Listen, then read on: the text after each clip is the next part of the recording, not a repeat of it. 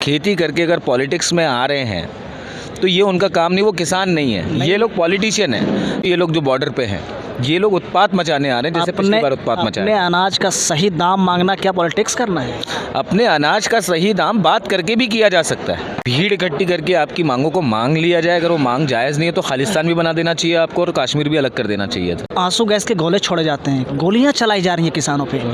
आखिर उनके पीछे ये किनका हाथ है? They are farmers not criminals. क्यों? अगर वो उत्पात मचाएंगे, अगर वो देश में शांति के माहौल को ख़राब करेंगे तो बिल्कुल उन्हें एक उत्पाती की तरह ही ट्रीट किया जाना चाहिए। जैसे कि आज इंग्लैंड 122 रन पे ऑल आउट हो गई है और करीब 434 रन से इंडिया जीती है। उसी तरह से जो एनडीए है, एनडीए की 434 सीटें आनी हैं और बाकी की जो टीम है वो 100 के अंदर 120 के अंदर निपट जाने वाली है। आखिर वो कॉन्फिडेंस उनके पास ये कहाँ से आ रहा है कि वो 400 पार कर जाएंगे? मोदी जी को कॉन्फिडेंस जनता दे रही है। नमस्कार, मैं प्रकाश कुमार। इस समय मैं भारत मंडप में हूँ, जहाँ की भाजपा का राष्ट्रीय अधिवेशन अभी हुआ है।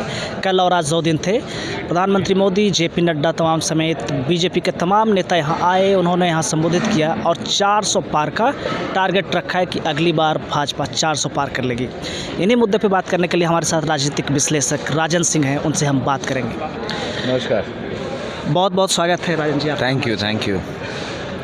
प्रधानमंत्री मोदी ने इस बार कहा है, और ये जो राष्ट्रीय अधिवेशन हुआ है यहाँ पे उन्होंने दावा किया कि अगली बार भाजपा 400 पार करेगी। क्या लगता है? बिल्कुल पार करेगी। जैसे कि आज इंग्लैंड 122 रन पे ऑल आउट हो गई है और करीब 434 रन से इंडिया जीती है। उसी तरह से जो एनडीए है, एनडीए की 434 सीटें आनी हैं और बाकी की जो टीम है वो 100 के अंदर 120 के अंदर निपट जाने वाली है। मोदी जी के इस कॉन्फिडेंस के पीछे का राज क्या है? आखिर वो कॉन्फिडेंस उनके पास ये कहाँ से आ रहा है कि वो 400 पार कर जाएंगे? मोदी जी को कॉन्फिडेंस जनता दे रही है। अगर आप देखें 5 राज्यों में जो चुनाव हुए, राम मंदिर बनने से पहले, उसका उद्घाटन होने से पहले हुए, और आपने देखा जहाँ पर कयास लगा रहे जा रहे थे कि बीजेपी हारेगी, वहाँ बीजेपी ना सिर्फ जीती बल्कि प्रचंड बहुमत से जीती। अगर आप मध्य प्रदेश देख लें, आप राजस्थान देख लें, आप छत्तीसगढ़ देख लें, ठीक है। और उसके बाद जो रही गई कसर थी वो राम मंदिर बनाकर उन्होंने कर दी। जो वादा किया था राम मंदिर बन गया, और राम मंदिर बनने के बाद अब तो पब्लिक पूरी यही जो जनता है हमारी राम राज्य में आ चुकी है, और उसको लाने वाले हमारे मोदी जी हैं।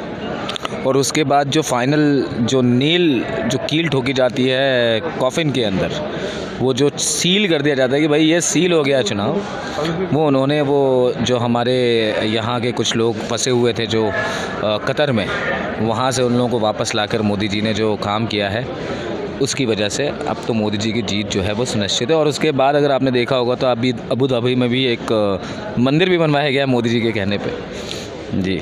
तो इस बार क्या मंदिर के भरोसे 400 पार? अगर मंदिर से एक कॉन्फिडेंस आ रहा है, फिर उन्होंने बिहार में नीतीश कुमार की पार्टी को क्यों अपने साथ लिया? उन्होंने वो सारे लोग जो कि जिसे कि वो भ्रष्ट बताते आ रहे थे, उन्हें वो अपनी पार्टी में क्यों शामिल करते जा रहे हैं? विपक्ष की पार्टियों को तोड़ रहे हैं, आखिर क्यों?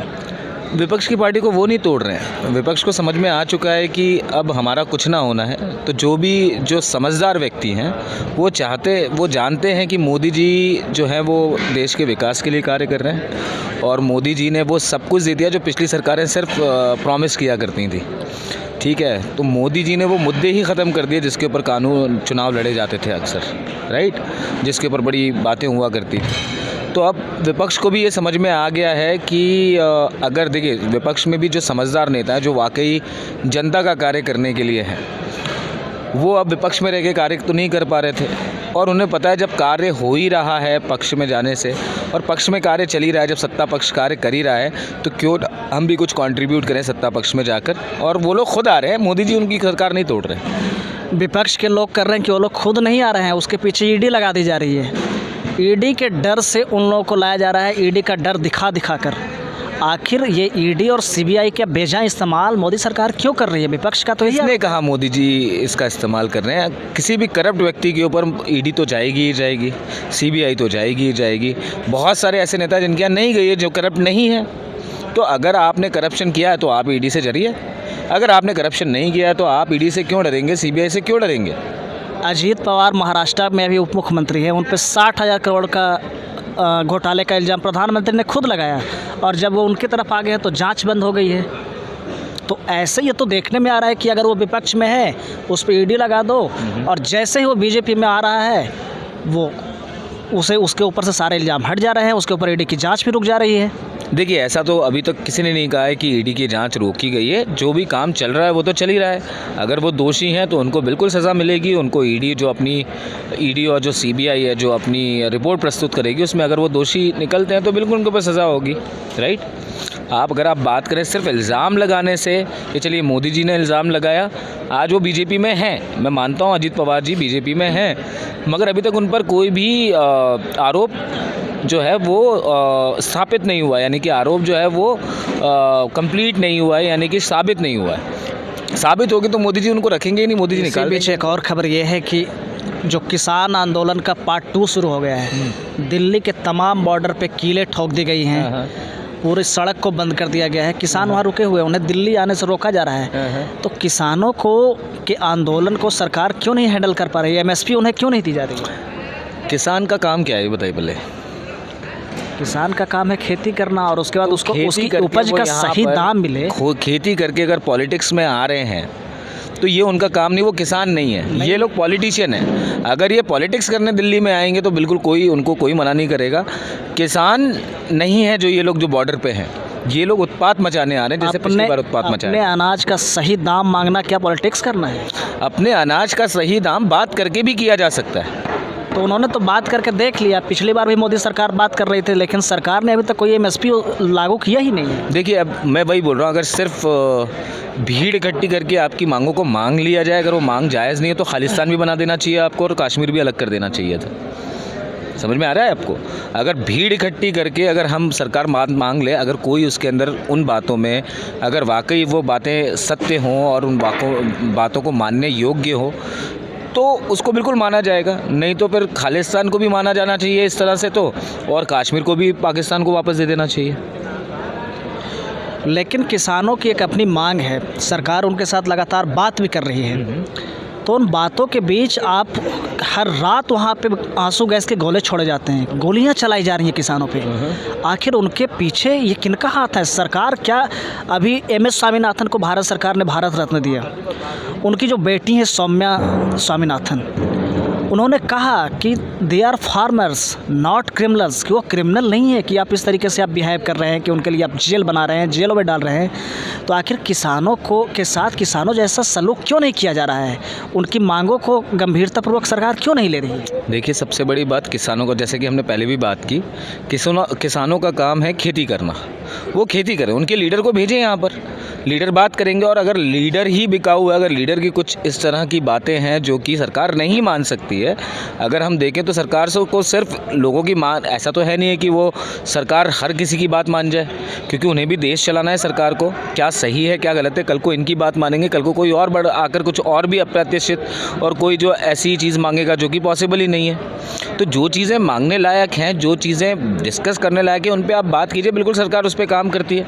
मगर जो मांगे बिल्कुल पॉसिबल ही नहीं है, बिल्कुल आपने जैसे कि मांग लिया कि भैया मुझे तो सब चाहिए, जैसे दुर्योधन ने मांग लिया कि मुझे तो सारा हस्तिनापुर चाहिए, तो वो तो मानने लायक है नहीं है ना। अगर मांग मानने लायक नहीं है तो फिर ये कहाँ से जायज़ है कि आप उनके ऊपर आंसू गैस के गोले छोड़ दें?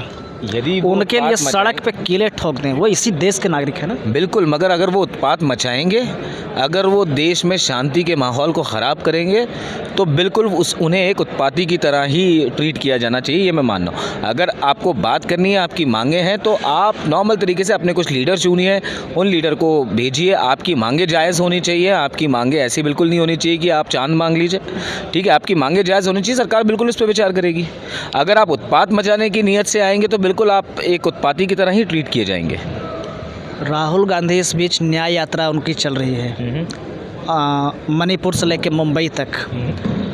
तो उस न्याय यात्रा के जरिए वो दावा कर रहे हैं कि इस बार जनता उनके साथ है। आप इस न्याय यात्रा को किस तरीके से देख रहे हैं? देखिए, अब न्याय यात्रा आप निकालें, आप विपक्ष में हैं, बिल्कुल आप न्याय यात्रा निकालें, चाहे आप भारत जोड़ो आंदोलन करें, इसका आपको पूर्ण सपोर्ट है, आपको कोई मना नहीं करेगा। बात इतनी सी है कि आप जो बोल रहे हैं आपकी नीयत वैसी है या नहीं है। और लोग देखिए, हम तो आपको बिल्कुल नहीं रोक रहे हैं, भारत जोड़ो पे भी हमने आपको नहीं रोका, न्याय यात्रा जो है उस पर भी नहीं रोक रहे हैं सर। अगर आप पब्लिक के साथ या जनता के साथ अगर आपके विचार जुड़ जाते हैं, अगर जनता आपको वोट देती है तो बिल्कुल आप सत्ता में आइए, उससे कोई प्रॉब्लम नहीं है हमें। मगर आप पहले भी देख चुके ना, इनका भारत छोड़ो आंदोलन कुछ काम कर पाया, ना उसके पहले संविधान यात्रा कोई काम कर पाई उनकी, क्योंकि ये सिर्फ चुनावी मेंढक हैं। अगर आप देखें तो राहुल गांधी के पते नहीं होते हैं 4 साल तक, आखिरी के साल में वो एक्टिव होते हैं सिर्फ, और कहते हैं ये भी कर लूँ, ये भी कर लूँ, ये भी कर लूँ। बाकी उनका कोई भी कंट्रीब्यूशन नहीं है गवर्नमेंट की तरफ या पब्लिक की तरफ। क्या किया उन्होंने आज तक बताइए? भले ही वो विपक्ष में बैठे, कर क्या लिया उन्होंने आज तक? आज तक कोई भी चीज़ ऐसी की है क्या उन्होंने जनता के लिए, या कोई ऐसी चीज़ लेकर आए, या कोई ऐसी एक्टिविटी की हो, कोई ऐसी सोशल कॉज को उठाया हो? सिवाय राजनीति के कोई सोशल कॉज नहीं उठाते। क्या आज तक उनसे सुना है महिला पढ़ाओ? क्या आपने उनसे सुना है बच्चों को बचाओ? क्या आपने सुना है कि ये करो? वो सिर्फ बेरोज़गारी और करप्शन के ऊपर बात करते हैं, क्योंकि उनको सत्ता में आना है। पहले आप सोशलिस्ट बनिए, पहले आप जनता के लिए कुछ कीजिए, जनता की किसी कॉज को उठाइए, और अगर जनता की उस कॉज को आप अच्छी तरह से कर पाते हैं तो उसके बाद आप पॉलिटिशियन बनिए। चलिए, बहुत बहुत धन्यवाद आपका। और आज यहाँ पे भारत मंडपम में भाजपा का ये 2 दिवसीय राष्ट्रीय अधिवेशन का ये शिविर समाप्त हुआ है। बीजेपी के नेताओं ने और प्रधानमंत्री समेत अनेक नेताओं ने 400 का दावा किया है। देखते हैं इस चुनाव में क्या होता है। मिलेंगे आपसे अगले वीडियो में, तब तक के लिए नमस्कार।